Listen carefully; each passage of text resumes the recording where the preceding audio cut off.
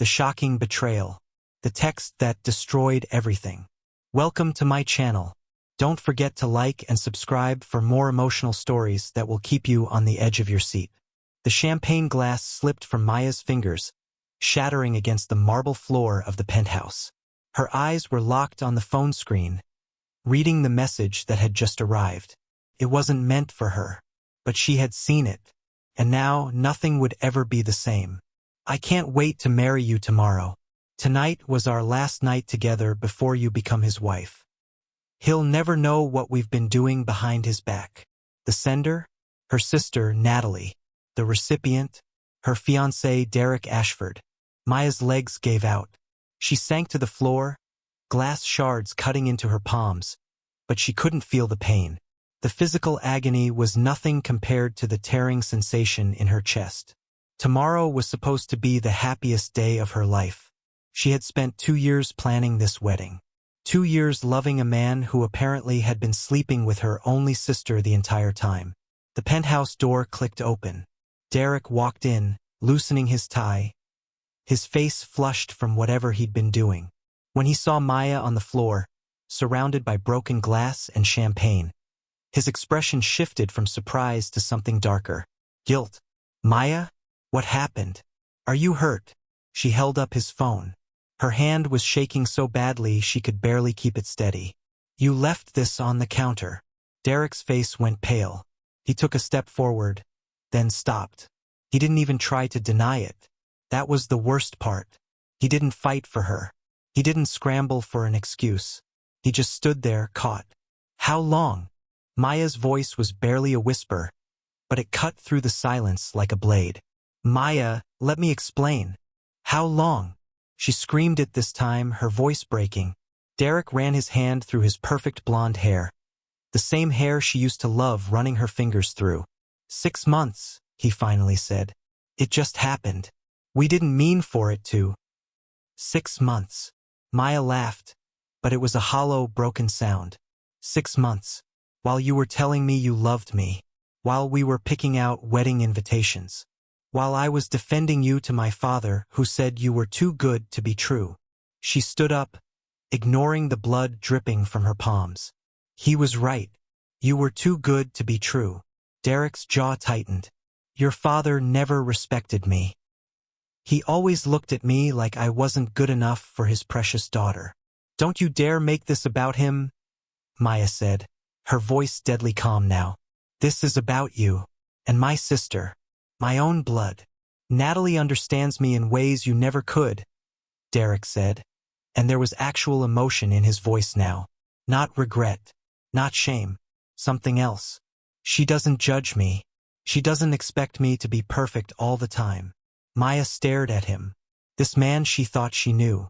This man she had given everything to. Get out.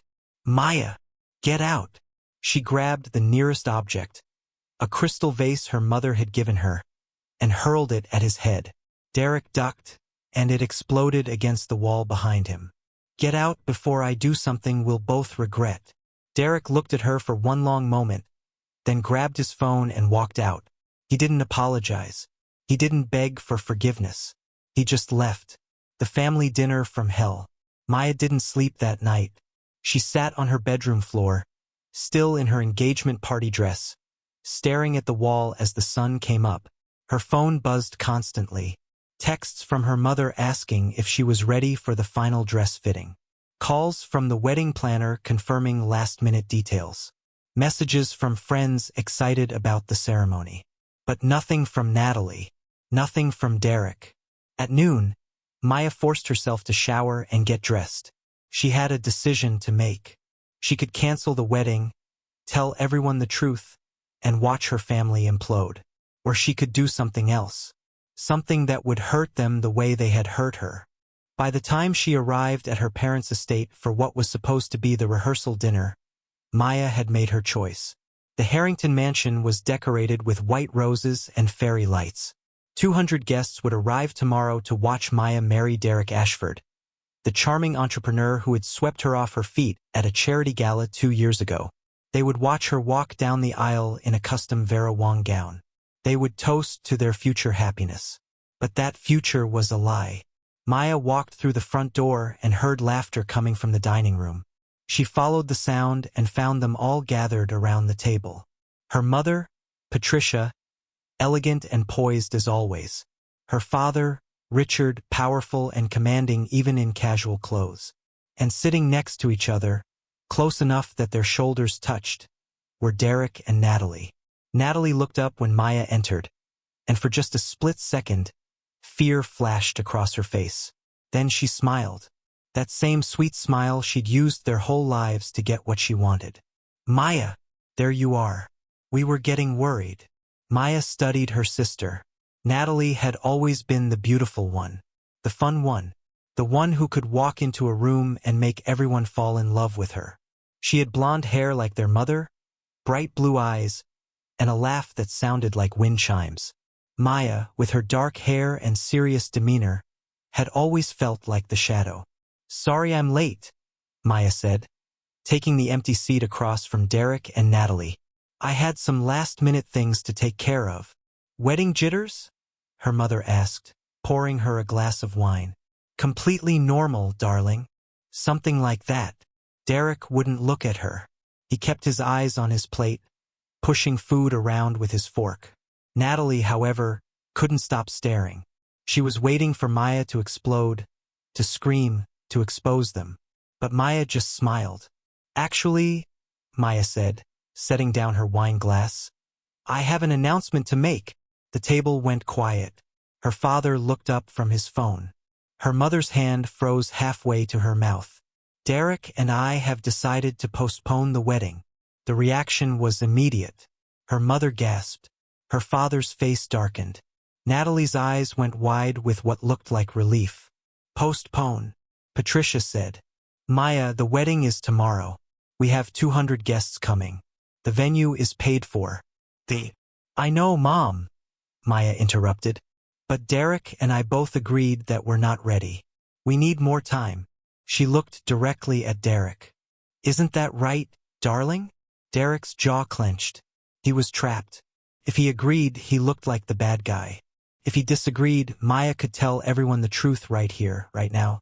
"That's right," he finally said through gritted teeth. Richard Harrington stood up, his chair scraping loudly against the floor. "This is unacceptable. Do you have any idea how much money I've spent on this wedding? How many important people are expecting to be there tomorrow?" "I'm sorry, Dad," Maya said, but her voice was ice. "But this is my life. My decision." "Your decision?" Richard's voice rose. "You're making a fool of this family." "Richard, please," Patricia said, reaching for her husband's arm. But Maya had already stood up. She looked around the table at her family. Her lying fiancé, her traitorous sister, her parents who cared more about appearances than her happiness. "I think I'm going to skip dessert," Maya said. "I have a lot to prepare for." She walked out of the dining room, leaving chaos in her wake. Behind her, she could hear her mother crying, her father shouting, and Natalie trying to calm everyone down with that sweet, manipulative voice. But Maya kept walking.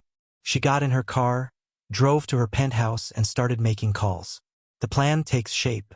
At midnight, Maya sat in her home office, surrounded by papers, photographs, and her laptop. She had spent the last 6 hours uncovering everything. Bank statements, hotel receipts, text messages Derek thought he had deleted but had backed up to the cloud, photos Natalie had posted and quickly removed from social media. The affair had started at Maya's own birthday party. While Maya had been giving a speech thanking everyone for coming, Derek and Natalie had disappeared together. It had been going on under her nose for half a year, and she had been too trusting, too naive to see it. But she saw it now, and she was going to make them pay. Her phone buzzed. A text from an unknown number. "I heard about the wedding postponement. If you need someone to talk to, I'm here. Marcus Wolf, Derek's business partner and best man. The one person Derek trusted more than anyone." Maya had always liked Marcus. He was different from Derek, quieter, more thoughtful, with dark eyes that seemed to see too much. He had never been anything but kind to her, but there was always something in the way he looked at her. Something that made her feel seen. Maya stared at the message for a long time. Then she started typing. "Can you meet me? I need to ask you something important." The response came immediately. "Name the place." Maya smiled. It wasn't a happy smile. It was the smile of someone who had just found the perfect weapon. The Rosewood Hotel. Room 1217. 1 hour. She sent the message and closed her laptop. Tomorrow was supposed to be her wedding day. Instead, it was going to be the day she started her revenge. And by the time she was done, Derek and Natalie would wish they had never betrayed her. Because Maya Harrington wasn't the sweet, trusting woman they thought she was. She was her father's daughter. And the Harringtons never forgave. They destroyed. The midnight meeting. The Rosewood Hotel was the most expensive hotel in the city, with views of the skyline and rooms that cost more per night than most people made in a month. Maya had booked the suite under a fake name, paying in cash. She couldn't risk anyone finding out about this meeting. When Marcus knocked on the door at exactly 1 a.m., Maya was ready. She had changed into a simple black dress, let her hair down, and removed all traces of the crying she'd done earlier. She looked composed, cold, dangerous. Marcus stepped inside, and Maya locked the door behind him. "Maya," he said, his voice full of concern. "Are you okay? Derek called me tonight, rambling about the wedding being postponed. He wouldn't tell me why. Did he tell you about Natalie?" Maya asked, walking to the window. The silence behind her was answer enough. "You knew," Maya said, turning to face him. "How long have you known?" Marcus's jaw tightened. 2 months. I saw them together at a restaurant when I was meeting a client. They didn't see me. He ran his hand through his dark hair. "I wanted to tell you. God. Maya, I wanted to tell you every single day. But Derek is my business partner. My best friend since college. I hoped, he would end it before the wedding. He didn't." "I know." Marcus took a step toward her. "I'm sorry." "I should have told you the moment I found out." Maya studied him. Marcus Wolfe was handsome in a rough, unpolished way that was the opposite of Derek's pretty boy charm. He had a scar above his left eyebrow from a fight in his 20s, before he'd made his fortune in tech. His suits were always slightly wrinkled, his hair always a little too long. But his eyes, those dark, intense eyes, had always made Maya feel like he could see straight through her carefully constructed walls. "I need your help," Maya said. "Anything. I want to destroy them. Both of them. I want them to feel every ounce of pain they've put me through. And I want everyone. My family, my friends, this entire city, to know exactly what they did." Marcus was quiet for a long moment. Then he smiled. It was a cold, calculated smile that matched Maya's perfectly. "Tell me what you need." The cliffhanger that changes everything. They talked for 3 hours, planning every detail. Marcus had access to Derek's business accounts, his emails, his calendar. He knew things about Derek that even Maya didn't know, and he was willing to use all of it. But as the night wore on and the plan took shape, something shifted in the air between them. Maya caught Marcus looking at her in a way he never had before. Not with pity, not with friendship, with something darker, something hungry. "Why are you helping me?" Maya asked as dawn started to break through the windows. "You're risking your business partnership, your friendship, everything." Marcus stood up from the couch where they'd been sitting, papers spread out around them. He walked to where Maya stood by the window and stopped close enough that she could feel the heat radiating from his body. "You really don't know?" he asked, his voice low. Maya's heart started to pound. "Know what?" Marcus reached out and touched her face, his thumb brushing across her cheekbone. "I've been in love with you since the day Derek introduced us 2 years ago. I've watched you plan a wedding to a man who didn't deserve you. I've smiled and played the dutiful best man while dying inside. And last night, when he called me and told me what he'd done, I wanted to kill him." Maya couldn't breathe. "Marcus."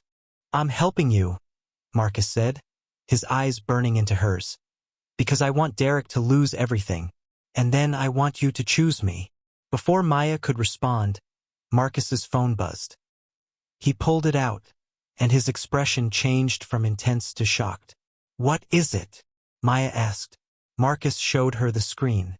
It was a message from Derek. "I know you're with her. I know what you're planning. If you go through with this, I'll destroy both of you. And I'll start with the secret you've been hiding about your father's death. Remember, Marcus? I know what really happened that night. One word from me, and you'll spend the rest of your life in prison." Maya looked up at Marcus, and for the first time since this nightmare began, she felt true fear. "What is he talking about?" she whispered. "What secret?" Marcus's face had gone pale. His hands were shaking as he put the phone away. "Maya," he said quietly, "there's something I need to tell you about the night my father died. Something I've never told anyone.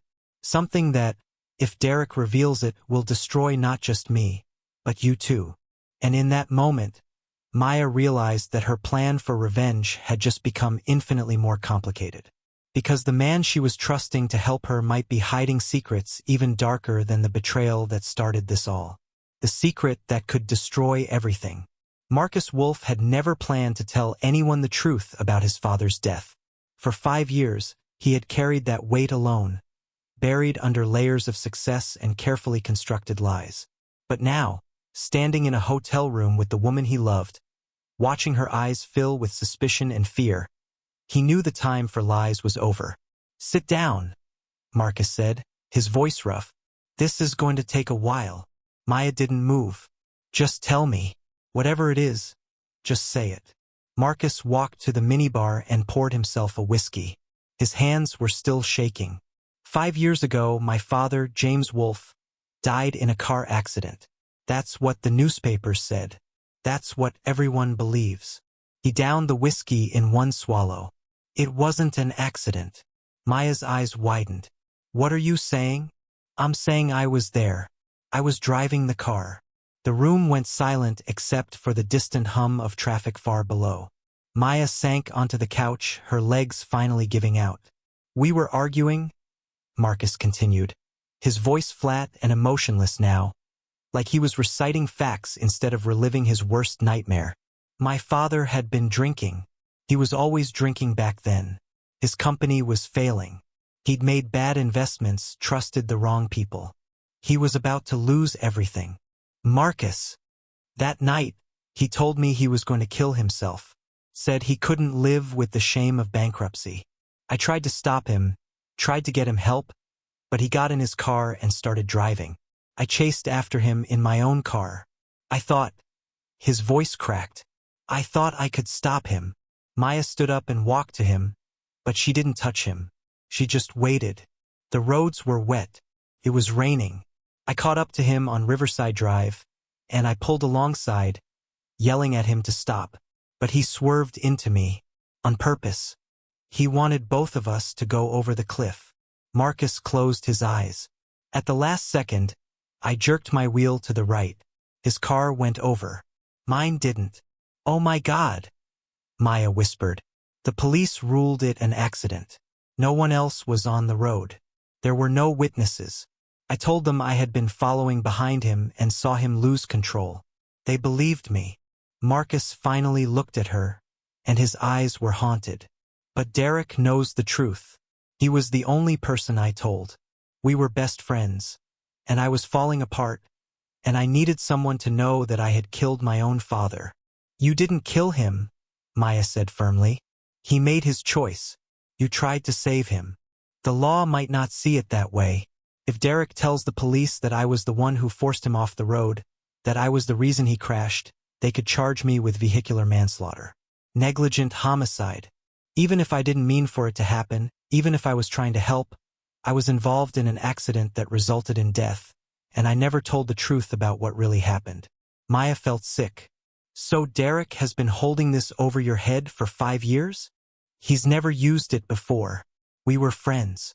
He promised he would never tell anyone." Marcus laughed bitterly. "But I guess promises don't mean much to him." Maya's mind was racing. This changed everything. If Derek exposed Marcus's secret, it wouldn't just destroy Marcus. It would destroy Maya too. Because if the police started investigating, They would find the hotel records, the meeting tonight, the revenge plan. They would paint Maya as a scorned woman who had manipulated a guilty man into helping her commit fraud or worse. "We can't back down now," Maya said suddenly. Marcus looked at her in surprise. "Maya, he's threatening to send me to prison. And I'm threatening to destroy his entire life." Maya's eyes were blazing now. "Derek doesn't get to betray me, sleep with my sister, and then blackmail us into silence. If he wants war, we'll give him war. You don't understand what you're saying. If he exposes me, then we'll expose him first." Maya grabbed her laptop and opened it, pulling up the files she'd spent all night compiling. "I have 6 months of hotel receipts, credit card statements showing jewelry he bought for Natalie, text messages, photos. I have enough evidence to prove the affair and make him look like a monster. That won't stop him from ruining my life." "No," Maya agreed, "but it will give us leverage. If he tries to expose you, we'll release everything we have on him. We'll make it public, messy, humiliating. His business will tank. His reputation will be destroyed. He'll lose his investors, his clients, everything he's worked for." Marcus stared at her. "This is mutually assured destruction. If we go down this road, there's no going back. One of us is going to get hurt." "We're already hurt," Maya said quietly. "At least this way we go down fighting." For a long moment, Marcus didn't say anything. Then he pulled out his phone and started typing. "What are you doing?" Maya asked. "Texting Derek back." Marcus showed her the message. "Go ahead. Tell the world about my father. But know that if you do, I'll release every dirty secret you've ever trusted me with. And trust me, there are plenty." Maya read the message and felt a cold satisfaction settle in her chest. "Send it." Marcus hit send. "The war begins." The response from Derek came 30 seconds later. "You're both insane. Fine. Let's play." Maya and Marcus spent the next hour fortifying their position.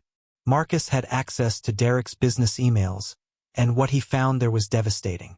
Derek had been embezzling money from their company, Ashford Wolf Technologies, for months. Small amounts at first, then larger sums. He'd been funneling the money into offshore accounts, preparing for something. "He's been planning to leave," Marcus said, staring at the computer screen in disbelief. "He was going to take the money and run, probably with Natalie." Maya felt like she'd been punched in the stomach. "So marrying me was just what? A cover? A way to look respectable while he robbed you blind?" "Looks like it. How much did he steal?" $3 million. Maybe more." Maya's hands clenched into fists. $3 million. Her father had invested in Ashford Wolf Technologies as a wedding gift to her and Derek. That money was supposed to be the foundation of their future together. And Derek had stolen it. "We have him," Maya said. "This is embezzlement. Fraud. We can send him to prison." "Not without exposing the company," Marcus warned. "If this gets out, our investors will pull out. The company will collapse. I'll lose everything I've built." "So what do we do?" Marcus was quiet for a long moment. Then he smiled, and it was a smile that sent shivers down Maya's spine. "We steal it back. The heist." 3 days later, Maya found herself in the back of a coffee shop across the street from Derek's downtown office, wearing a wig and sunglasses, watching Marcus through binoculars as he walked into the building. The plan was insane, reckless, dangerous, and absolutely necessary. Marcus had a master key to Derek's office. He was still co-owner of the company, after all. He also had Derek's passwords, his security codes, and his schedule. Derek was at a meeting with investors across town, which gave them a 2-hour window. Maya watched as Marcus disappeared into the elevator. Then she waited. Every second felt like an hour. Her phone was connected to a video call with Marcus, the screen showing his point of view as he moved through the building. "I'm in," Marcus's voice came through her earpiece. "Heading to his office now." Maya's heart was pounding so hard she thought it might explode. "Be careful."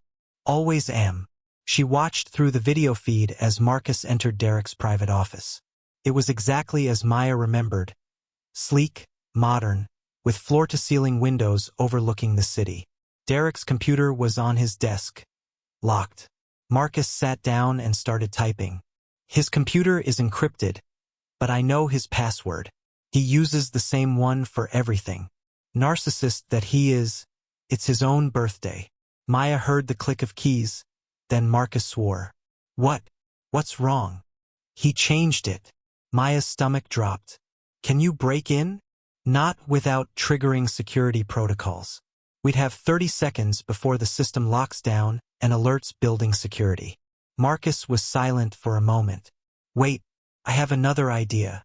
Maya watched as Marcus pulled out a small USB drive and plugged it into the computer. What is that? Insurance, Marcus said.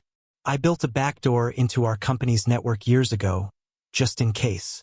If I can access Derek's computer through the network instead of trying to log in directly. English Marcus. I'm hacking into his computer from the inside. Maya watched the screen as code started scrolling past. She had no idea what any of it meant, but Marcus was typing furiously, his fingers flying across the keyboard. Come on, Marcus muttered. Come on, you bastard, let me in. Then the screen changed. Maya saw files appear. Bank statements, account numbers, transfer records. I'm in, Marcus breathed. Holy shit, I'm in. Download everything, Maya said. Every file, every record. We need proof. Already on it. Maya watched the progress bar creep across the screen. 25%, 50%, 75%. Then her phone buzzed. A text from an unknown number. Look up. Maya's blood ran cold. She looked up from her phone and scanned the coffee shop. Nothing unusual. Just people drinking coffee, working on laptops, having conversations. Then she saw him. Derek was sitting in the corner of the coffee shop, wearing a baseball cap and casual clothes, staring directly at her. He raised his coffee cup in a mock salute. Marcus, Maya whispered urgently. He's here. Derek is here. What? That's impossible. He's supposed to be in a meeting. It was a trap. He knew we'd come for the files. Get out of there. Now. But it was too late. Maya watched through the video feed as Derek's office door opened and security guards rushed in. Marcus tried to run, but they grabbed him, yanking the USB drive from the computer. Maya stood up, her heart racing. She had to get out of there. She had to. A hand clamped down on her shoulder. Going somewhere, Maya? She turned and found herself face to face with Derek. Up close, he looked terrible. His eyes were bloodshot, his face unshaven, his clothes rumpled. He looked like a man on the edge. You've been a very bad girl, Derek said, his voice low and dangerous. Did you really think I wouldn't figure out what you were planning? Let me go, Maya said through gritted teeth. Not until we have a conversation. A real conversation. One where you listen to what I have to say. Derek's grip tightened. Because I'm done playing games, Maya. You want to destroy me? Fine. But I promise you, I'll take you down with me. And your precious Marcus too. Maya tried to pull away, but Derek was stronger. He started dragging her toward the back exit of the coffee shop, away from the other customers. Help! Maya screamed. But Derek clamped his hand over her mouth. Shut up. I'm not going to hurt you. I just want to talk. He pulled her into the alley behind the coffee shop, where a black SUV was waiting. The door opened, and Maya saw Natalie sitting in the back seat. Her sister, her betrayer. Hello, Maya, Natalie said sweetly. Miss me. The truth comes out. Maya was shoved into the SUV, Derek climbing in after her. The door slammed shut, and the vehicle started moving. Are you insane? Maya shouted, trying the door handle. It was locked. This is kidnapping. This is a family meeting, Derek said calmly. One that's long overdue. Maya turned to her sister. Natalie looked beautiful as always, wearing a designer dress and perfect makeup. But there was something different in her eyes. Something Maya had never seen before. Guilt. I'm sorry, Natalie said quietly. Maya, I'm so sorry. Don't, Maya said coldly. Don't you dare apologize to me. You don't understand. I understand perfectly. You slept with my fiancé. You betrayed me in the worst way possible. What more is there to understand? Natalie's eyes filled with tears, but Maya felt no sympathy. She had cried herself out over the past 3 days. Now she just felt cold. Tell her, Derek said to Natalie. Tell her the truth. Natalie looked at Derek, then back at Maya. I'm pregnant. The words hit Maya like a physical blow. What? I'm 12 weeks pregnant. The baby is Derek's. Maya felt the world tilt. Pregnant. Her sister was pregnant with her fiancé's baby. That's why we started this. Natalie continued, tears streaming down her face. I didn't mean to fall in love with him. I swear I didn't. It just happened. And when I found out about the baby, we didn't know what to do. Derek was engaged to you, and you were so happy, and so you just kept screwing him behind my back? Maya's voice was like ice. That's your excuse? You're in love. We want to be together, Derek said. Maya, I know this hurts, but you have to understand. What Natalie and I have, it's real. It's not like what you and I had. Maya laughed. It was a harsh, broken sound. What we had. Derek, I was planning to spend my life with you. I loved you. You loved the idea of me, Derek corrected.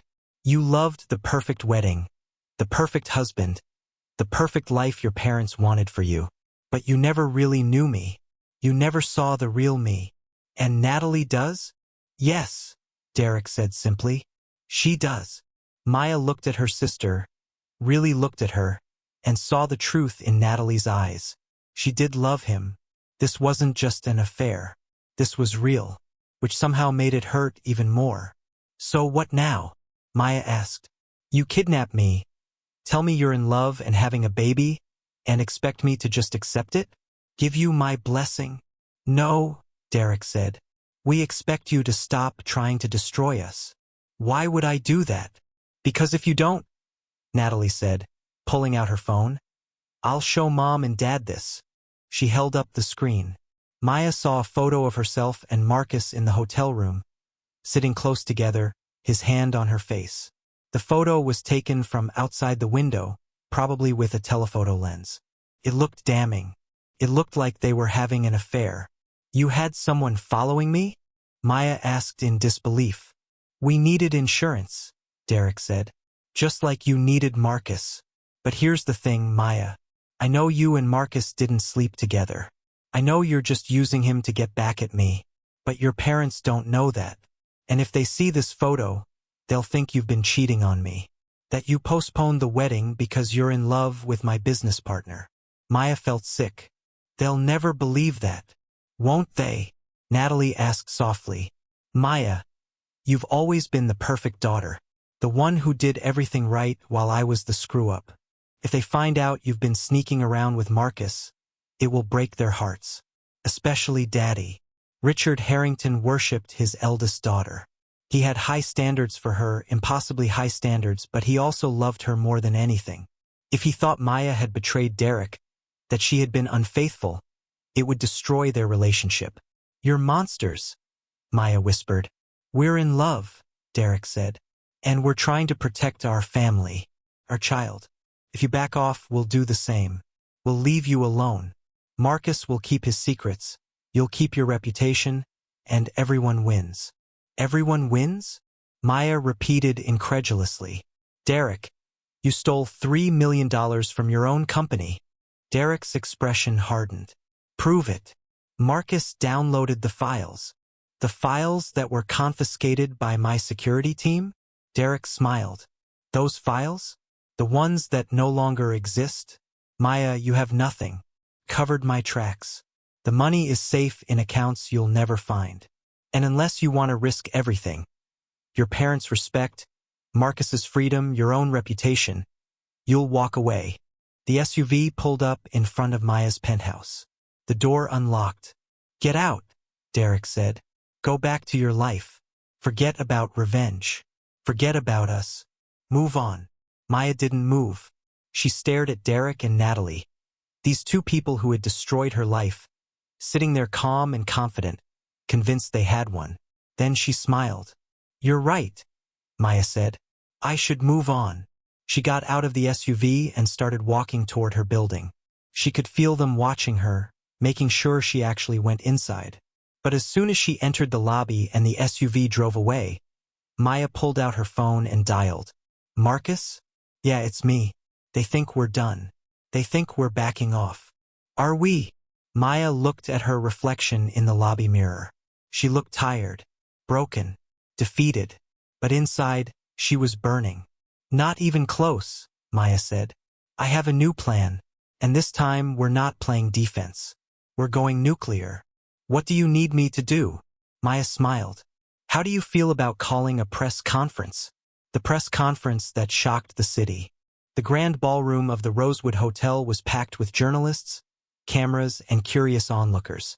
Maya Harrington had sent out invitations to every major news outlet in the city with a simple message: the truth about Derek Ashford and the Harrington wedding scandal. They had all come. Maya stood backstage, wearing a black power suit that made her look like a warrior preparing for battle. Her hair was pulled back in a severe bun, her makeup perfect, her expression unreadable. She looked nothing like the heartbroken woman who had discovered her fiancé's betrayal less than a week ago. She looked like her father's daughter. Powerful, calculating, and dangerous. Marcus stood beside her, equally composed in a dark suit. "Continue 01:35, are you sure about this?" he asked for the 10th time. "Absolutely sure," Maya said, not taking her eyes off the crowd. "Derek and Natalie will be watching. Your parents too. Once you go out there, there's no taking it back." "Good," Maya said. "I don't want to take it back." A production assistant approached them. "Ms. Harrington, we're ready for you." Maya took a deep breath, squared her shoulders, and walked onto the stage. The crowd fell silent as she took her place behind the podium, the lights bright and hot on her face. She could see the cameras pointing at her, broadcasting live to thousands of viewers. Somewhere in the city, Derek and Natalie were watching. Her parents too. "Thank you all for coming," Maya began, her voice steady and clear. "I'm sure you're wondering why I called this press conference.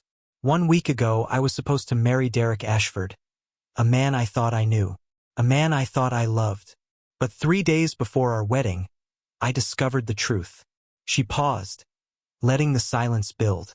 "Derek Ashford has been having an affair with my sister, Natalie Harrington, for the past 6 months. While planning our wedding, while accepting gifts and congratulations from friends and family, while promising to love me forever, he was sleeping with my own flesh and blood." Gasps rippled through the crowd. Cameras flashed.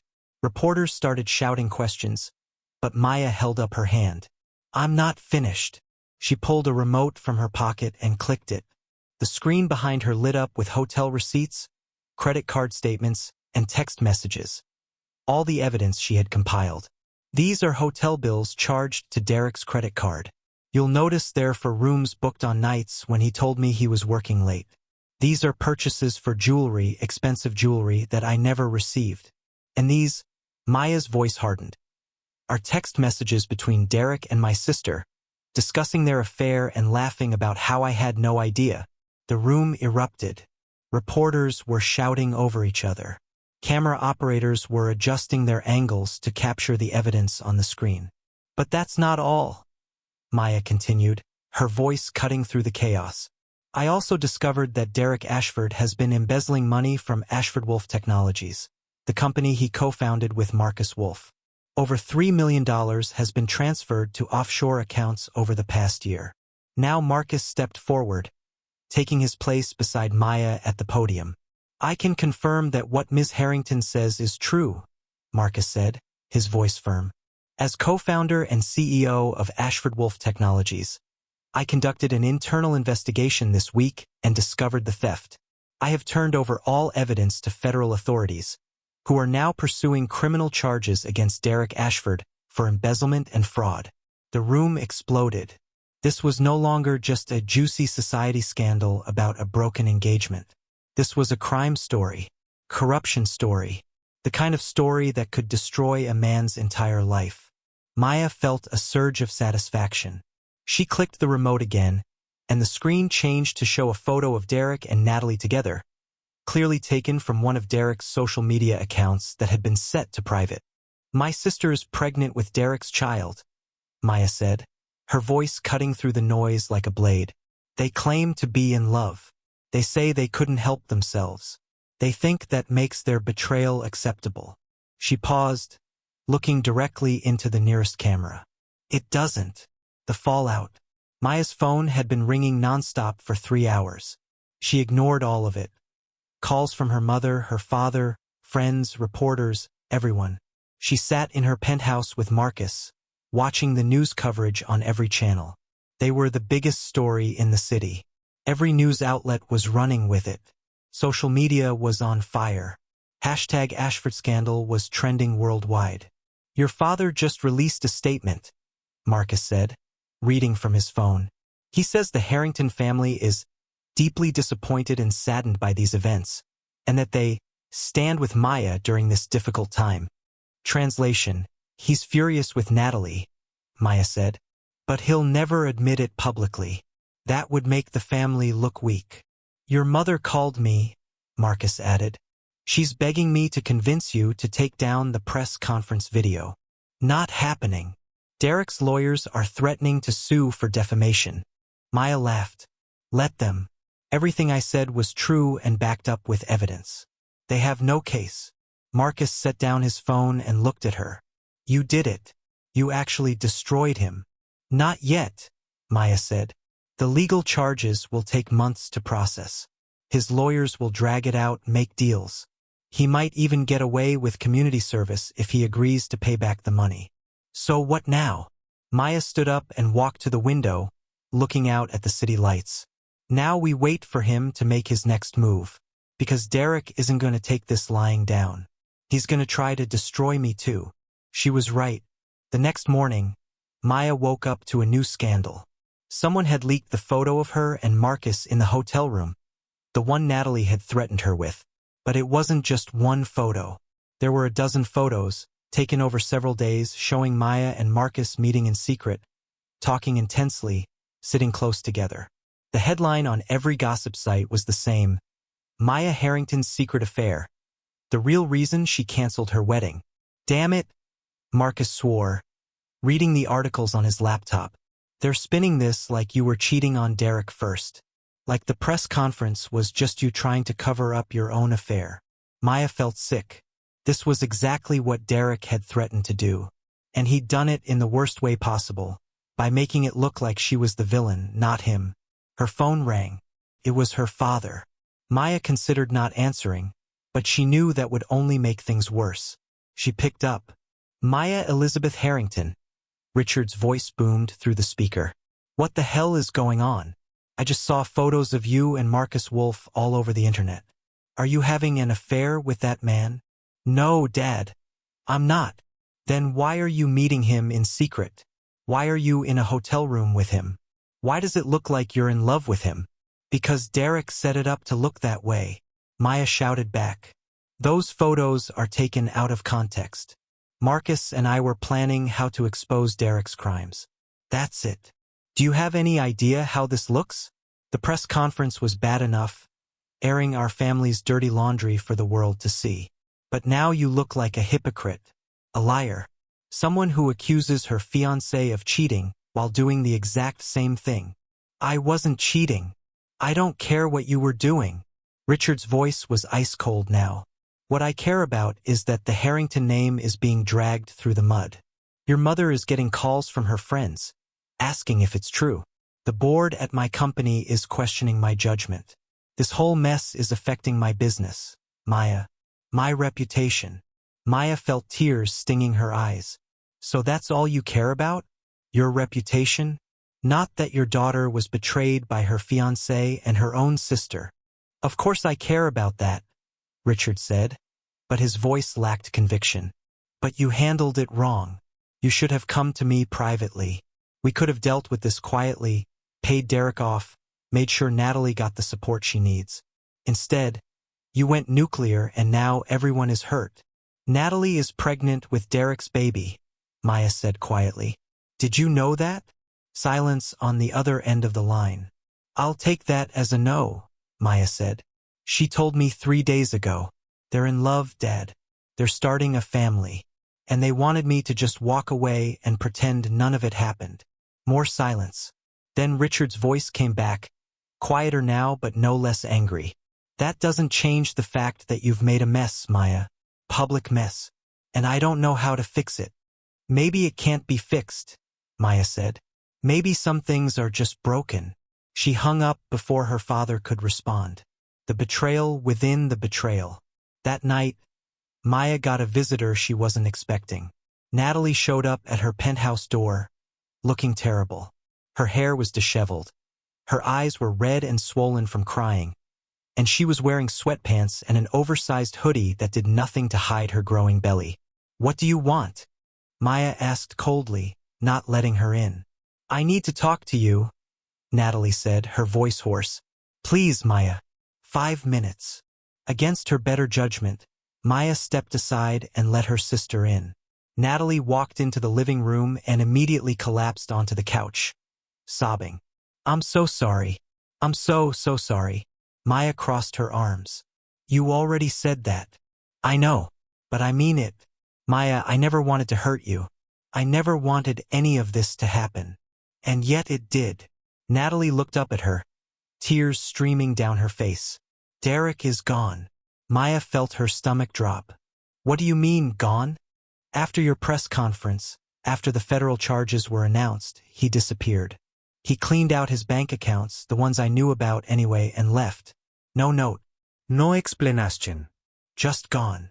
"So he abandoned you?" Maya said flatly. "Yes," Natalie whispered. "He left me pregnant and alone, and now I have nothing.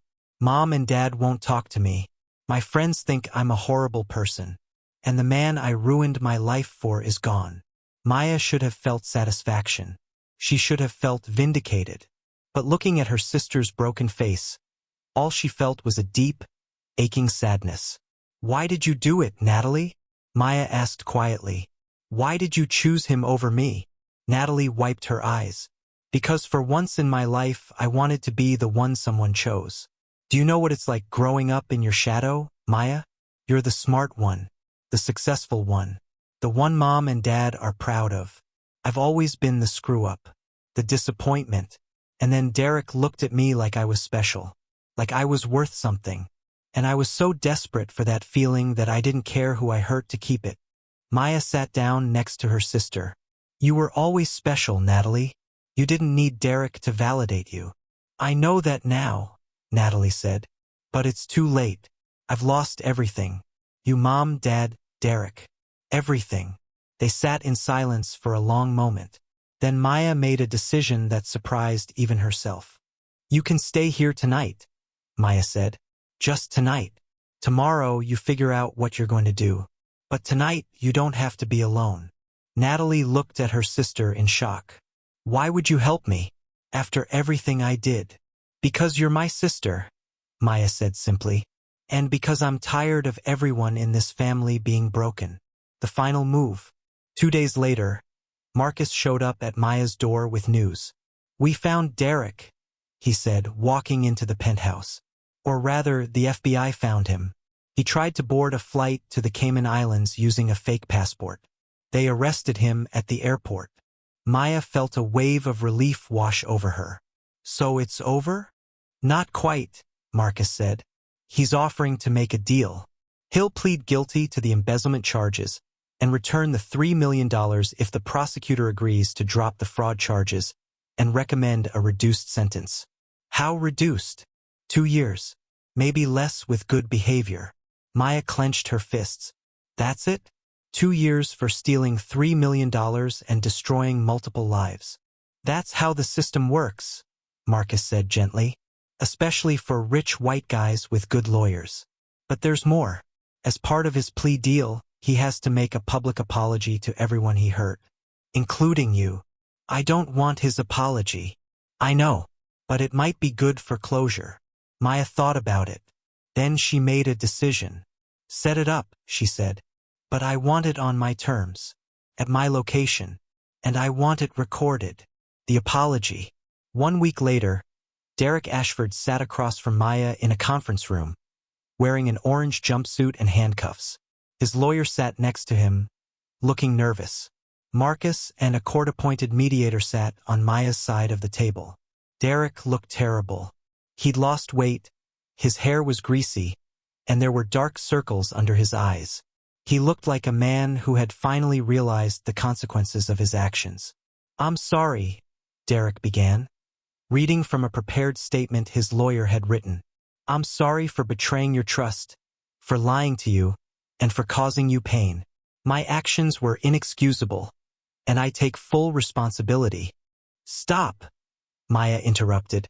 "I don't want the lawyer speak. I want the truth." Derek looked at his lawyer, who nodded reluctantly. Derek set down the paper. "Fine. You want the truth? The truth is I was bored. Bored with you, bored with our perfect life, bored with playing the role of the devoted fiancé. Natalie was exciting. She was fun. She made me feel alive in a way you never did." Maya felt the words like a slap, but she kept her expression neutral. "And the embezzlement? I was planning my exit strategy," Derek said with a shrug. "I knew the marriage wouldn't last. I figured I'd take the money, divorce you after a year or two, and start over somewhere new. Natalie getting pregnant wasn't part of the plan, but it sped up the timeline." "So you never loved me." "I loved the idea of you," Derek said, echoing his words from the SUV. "I loved what you represented: wealth, status, connections. But you as a person, no, I didn't love you." Maya stood up. She had heard enough. "Thank you for your honesty," she said. "I hope the next 2 years in prison give you time to think about the person you've become." She walked toward the door, then stopped and turned back. "One more thing," Maya said. "Natalie left you. She's staying with me now, figuring out how to rebuild her life and prepare for the baby. She realized that you were using her just like you used me. So congratulations, Derek. You destroyed 2 women's lives and got nothing in return. I hope it was worth it." Derek's face went pale. "She left me? Oh, did you think she'd wait for you? That she'd bring your child to prison visits? That she'd still love you after you abandoned her?" Maya smiled coldly. "You really are a narcissist, aren't you?" She walked out of the room without looking back. 6 months later, Maya stood in the nursery of Natalie's new apartment, helping her sister paint the walls a soft lavender color. Natalie was 7 months pregnant now, her belly round and prominent. She looked healthier than Maya had ever seen her, clear-eyed, sober, and finally at peace. "Thank you for this," Natalie said, pausing to rest her hand on her back. "For everything. The apartment, the support, not disowning me when you had every right to. You're my sister," Maya said simply, "and that baby deserves to grow up knowing their aunt." Natalie smiled, tears glistening in her eyes. "Do you think I'll be a good mom?" "I think you'll be better than you think," Maya said. "You've already proven you can change. You admitted your mistakes, you're in therapy, you're building a real life. That's more than most people do." They painted in comfortable silence for a while. Then Natalie spoke again. "What about you and Marcus?" Maya paused, her paintbrush hovering over the wall. "What about us?" "Oh, come on. I've seen the way you look at each other. The way he looks at you. There's something there." Maya set down her brush and sat on the floor, leaning against the wall. "He told me he's in love with me. And I don't know if I can trust anyone right now."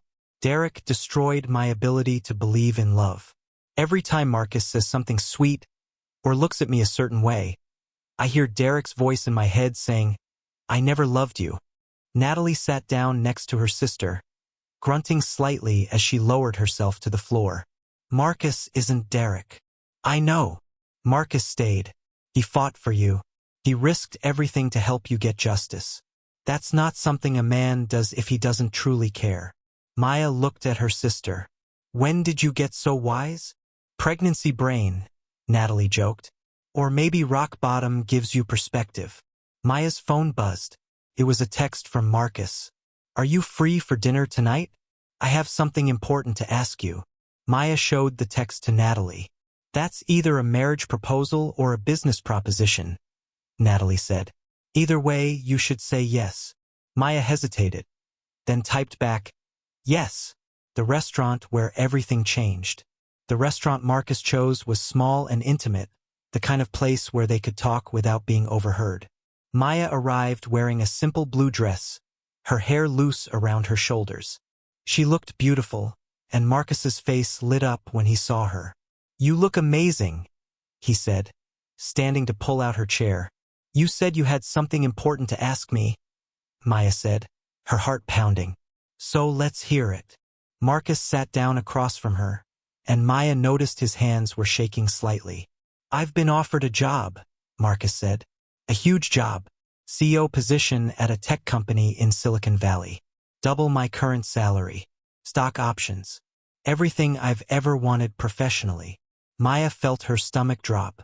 That's amazing, Marcus. Congratulations. There's a catch, Marcus continued. I'd have to move to California. Leave New York. Leave everything I've built here. Oh, and I'd have to leave you. The words hung in the air between them. Which is why I'm not taking it, Marcus said. Maya's head snapped up. What? I'm not taking the job, Marcus repeated. I'm staying here, in New York, because you're here. And I'm in love with you, Maya Harrington. I have been since the day I met you. And watching you go through everything with Derek, watching you be so strong and fierce and unbreakable, it only made me love you more. Maya felt tears starting to form. Marcus, I'm not asking you to love me back right now, Marcus said quickly. I know you're healing. I know you need time. But I'm asking if you'd be willing to try. To let me take you on real dates. To let me prove that not all men are like Derek. To let me show you what it feels like to be loved by someone who actually sees you. Maya reached across the table and took Marcus's hand. His skin was warm, his grip strong. I'm scared, she admitted. I'm scared of getting hurt again. I'm scared of trusting someone and being wrong. I'm scared that I'm too broken to love anyone. You're not broken, Marcus said firmly. You're healing, and healing takes time. But I'm willing to wait as long as it takes. Maya looked at this man who had risked everything for her, who had stood by her side through the worst period of her life, who was willing to turn down his dream job just to stay near her. And she made her choice. Ask me, Maya said. What? Ask me on a date. A real date. Let's try this. Marcus's face broke into the biggest smile she'd ever seen. Maya Harrington, would you like to have dinner with me? I'd love to, Maya said, smiling through her tears. But maybe not here. I think I've had enough of fancy restaurants for a while. Where then?